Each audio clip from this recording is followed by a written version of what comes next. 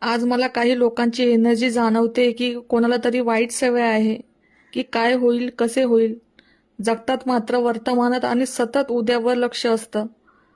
आणि उद्या उजाडला तर तसे काहीच घडत नसते जसे तुम्ही विचार केला होता. कोणाला तर पॅनिक अटॅक येतात, त्यामुळे मुळात जे घडायचे असते तेच घडते. काही लोकांच्या बाबतीत सतत तोच तोच पॅटर्न पुन्हा सुरू आहे. सतत चिंता, भ्रम, त्यामुळे सततची चिडचिड वाढते तुमची. म्हणून तुम्हाला हा पॅटर्न तोडावा लागेल, नाहीतर ती एक कायमस्वरूपी एक सवय लागून राहील. त्यामुळे तुमच्या काही इच्छा आकांक्षा आहेत, त्यांना सत्यात उतरायला तुम्हीच अडथळे निर्माण करतात.